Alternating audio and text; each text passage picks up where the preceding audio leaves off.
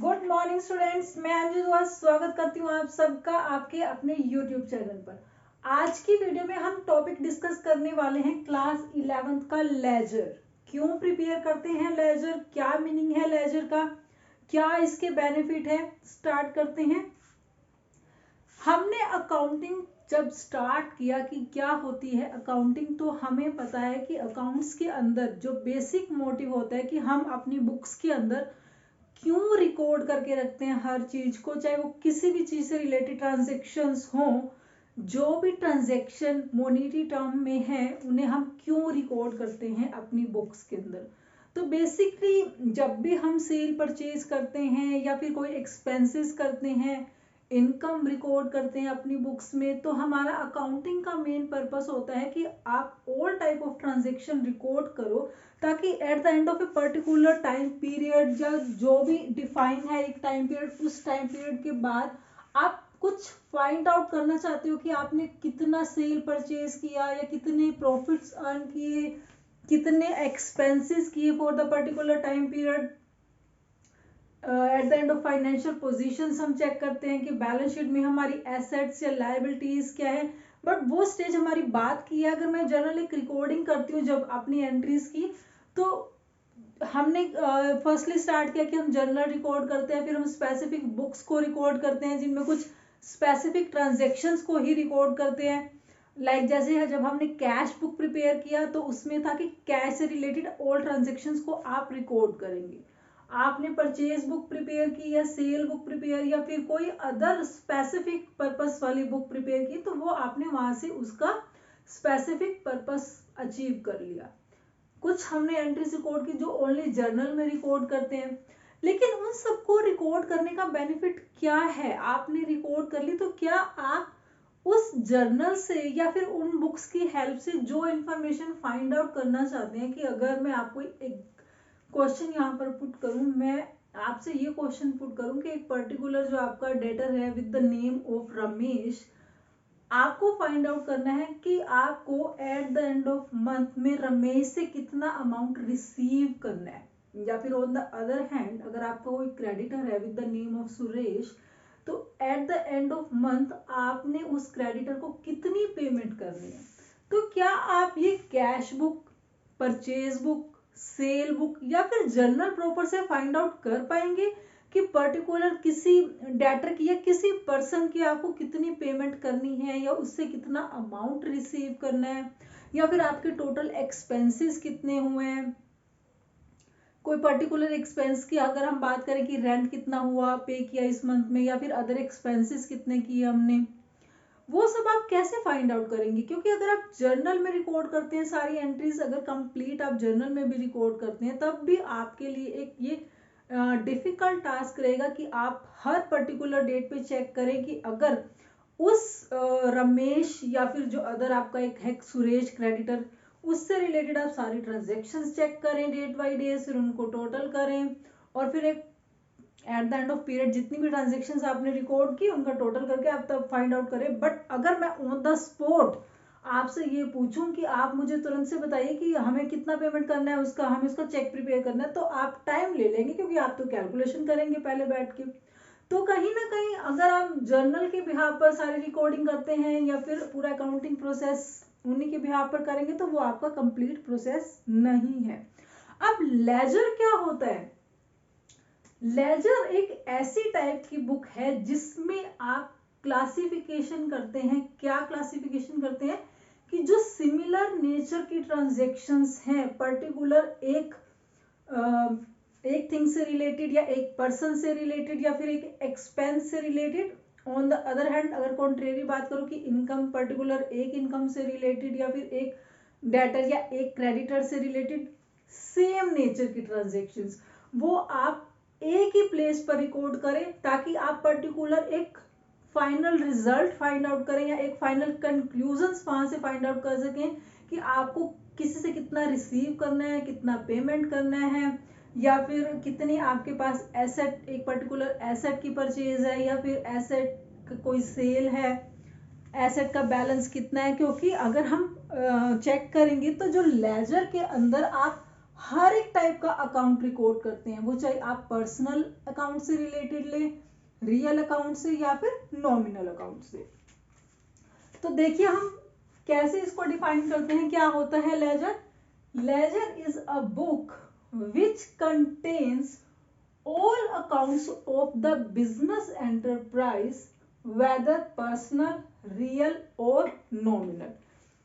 ऐसा इसमें कुछ आपको बाइफर्केशन नहीं करना कि आपको ओनली पर्सनल अकाउंट को रिकॉर्ड करना है या ओनली रियल को रिकॉर्ड करना है या फिर ओनली नॉमिनल को। हर एक टाइप की ट्रांजेक्शन को रिकॉर्ड कर सकते हैं आप, क्योंकि ये पर्टिकुलर मैंने बताया कि सिमिलर नेचर की ट्रांजेक्शन को आप एक प्लेस पर रिकॉर्ड कर रहे हैं, इसलिए जिससे रिलेटेड ट्रांजेक्शन होगी वो उसी के अकाउंट में आप रिकॉर्ड करेंगे। चाहे वो पर्सनल अकाउंट से रिलेटेड है,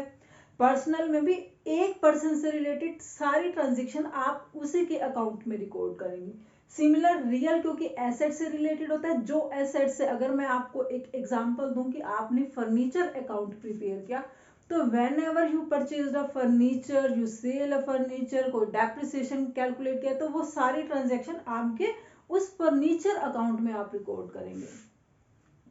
नॉमिनल कोई पर्टिकुलर एक्सपेंस से रिलेटेड, जब जब आपने वो एक्सपेंस किया वो सारी ट्रांजेक्शन आप उसमें रिकॉर्ड करेंगे।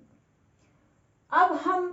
लेजर को एक प्रिंसिपल बुक क्यों बोलते हैं या फिर लेजर को बुक्स ऑफ फाइनल एंट्री हम क्यों बोलते हैं। हमने जब जर्नल स्टार्ट किया या कैश बुक स्टार्ट किया तो हमने उसको बोला books of original entry. Why? First of all आप रिकॉर्ड करते हैं एंट्री जर्नल में, स्टार्टिंग आप जर्नल से करते हैं कि जो भी आपका सोर्स डॉक्यूमेंट होता है उसके बिहाफ पर आप फर्स्टली एंट्री रिकॉर्ड करते हैं जर्नल के अंदर। या फिर कैश बुक को भी मैं ओरिजिनल क्यों बोलूंगी एंट्री, क्योंकि आप कैश से रिलेटेड अगर कैश बुक प्रिपेयर कर रहे हैं तो डायरेक्ट ट्रांजेक्शन आप कैश बुक में रिकॉर्ड करेंगे, वहां पर जर्नल का भी कोई रोल नहीं है। उन दोनों को हम बोलते हैं बुक्स ऑफ ओरिजिनल एंट्री।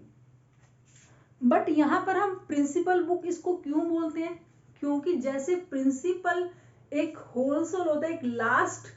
मैं एक एग्जांपल दूं कि अगर स्कूल में अगर किसी बच्चों में आपस में कोई इशू हो जाता है या उनमें कोई अगर ऐसा डिस्प्यूट हो जाता है, तो first of all they try to solve with each other, या फिर अदर जो भी उनके क्लासमेट्स होते हैं, फ्रेंड सर्कल होते हैं, वो ट्राई टू सॉल्व करते हैं कि आपस में उनकी प्रॉब्लम सॉल्व हो जाए। अगर वहां पर उनकी वो प्रॉब्लम सॉल्व नहीं होती तो वो क्लास टीचर को इन्फॉर्म करते हैं। क्लास टीचर के लेवल तक भी अगर वो नहीं हो पाता सॉल्व, पेरेंट्स को इन्वॉल्व किया जाता है कि चलो पेरेंट्स को भी मान लेते हैं कि नहीं इन्वॉल्व करना चाहते, कोऑर्डिनेटर मैम को इन्वॉल्व किया जाएगा। बट ओवरऑल उन सबसे अगर वो सिचुएशन हैंडल नहीं हो पाती, एक बिग इशू बन जाता है, तो लास्ट में आपके पास जो सोर्स होता है या फिर एक एंड किसके पास आप वो प्रॉब्लम्स लेके जा सकते हैं कि वो होगा आपका principal ma'am. Same as it is आपने जर्नल में एंट्रीज रिकॉर्ड कर ली, आपने सारी बुक्स भी प्रिपेयर कर ली। अब उन बुक्स के बाद उन एंट्रीज का आप करेंगे क्या, उनसे फाइनल रिजल्ट कैसे फाइंड आउट करेंगे। जो एक मैं बता रही हूँ कि आपको पर्टिकुलर किसी एक नेचर की ट्रांजेक्शन से रिलेटेड कोई एंड रिजल्ट लेना है, तो अब अगर आप जर्नल रिकॉर्ड कर लेते हैं, वहां पर आपने बहुत सारे डिफरेंट नेचर के ट्रांजेक्शन्स को रिकॉर्ड किया है। कैश बुक में आपने कैश से रिलेटेड ट्रांजेक्शन को रिकॉर्ड किया है, लेकिन आपको पर्टिकुलर फाइंड आउट करना है कि एट द एंड आपने कितनी टोटल परचेजेस की हैं या आपके डेटर्स का कितना टोटल बैलेंस है, किसी क्रेडिटर का टोटल कितना है। तो वो फाइनल एक एंड रिजल्ट लेने के लिए, एक बैलेंस फाइंड आउट करने के लिए आपको प्रिंसिपल बुक प्रिपेयर करनी होगी, जिसमें आपने जर्नल से तो स्टार्ट किया लेकिन उसको एंड तक एक रिजल्ट ले जाने के लिए उस प्रिंसिपल बुक में रिकॉर्ड करना होगा, जिसे हम बोलते हैं लेजर। क्योंकि वहां पर आप हर एक का सेपरेट अकाउंट प्रिपेयर कर रहे हैं to find out their balance. तो यहाँ पर मैंने बताया कि इसको हम बुक्स ऑफ फाइनल एंट्री भी बोलते हैं, क्योंकि आपने स्टार्टिंग तो जर्नल से कर दिया, उसके बाद सब्सिडरी बुक्स भी रेडी की। अब उन बुक से कहीं ना कहीं हमें अकाउंट्स प्रिपेयर करने होंगे, एक फाइनल लेवल तक उसको लेके जाना होगा, जहां से फाइनली फिर हम फाइनेंशियल्स रेडी करेंगे। आपने trial balance, profit and loss account, trading, जो भी आप लेजर प्रिपेयर करते हैं, वहां से जो आप बैलेंस फाइंड आउट करते हैं, किसी का भी क्लोजिंग बैलेंस क्योंकि जब आप लेजर प्रिपेयर करते हैं तो आप डेबिट एंड क्रेडिट दोनों साइड उनकी इक्वल करते हैं, और जो भी बैलेंसिंग फिगर आपका फाइंड आउट होता है वही बैलेंसिंग फिगर को आगे आप फाइनेंशियल्स में यूज करते हैं। जैसे आपका डेटर्स का कितना बैलेंस बचता है, या फिर क्रेडिटर्स का कितना, या किसी एसेट की कितनी वैल्यू है eight the end of period, और भी ऐसे जो भी हम लेजर प्रिपेयर करते हैं। तो बेसिकली लेजर एक फाइनल लेवल तक आपको ले जाने में हेल्प करता है, जो फाइनल लास्ट एंड का लेवल होता है आपको फाइनेंशियल्स रेडी करना। उससे पहले आपको हर किसी का लेजर प्रिपेयर करना होगा, क्योंकि उसके बिहाफ पर आप ट्रायल बैलेंस भी रेडी करते हो। ट्रायल बैलेंस में भी फाइनली आपको क्या लिखने होते हैं, दोनों साइड पे बैलेंस ही पुट करने होते हैं कि किसका कितना कितना बैलेंस है आपके पास। तो लेजर इन सब का एक कहते हैं ना कि कंक्लूजन निकालेगा, जिसको आप फाइनली एंड रिजल्ट देने में हेल्प करेंगे, जिससे लेजर आपको फाइनली एक एंड लेवल तक की अकाउंटिंग पीरियड के एंड में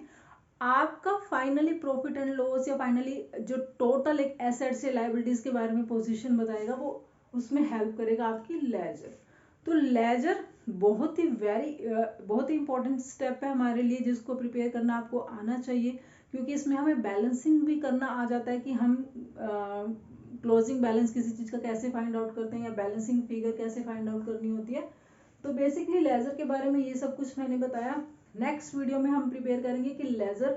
किस फॉर्मेट में हम प्रिपेयर करते हैं, किसका लेजर हम और किन का हम बैलेंसिंग फिगर फाइंड आउट करते हैं, किन की बैलेंसिंग हम नहीं करते लेजर के अंदर, वो हम लर्न करेंगे नेक्स्ट वीडियो में। तब तक आप बेसिक क्लियर कीजिए कि लेजर होता क्या है, हम क्यों प्रिपेयर करते हैं। Thank you.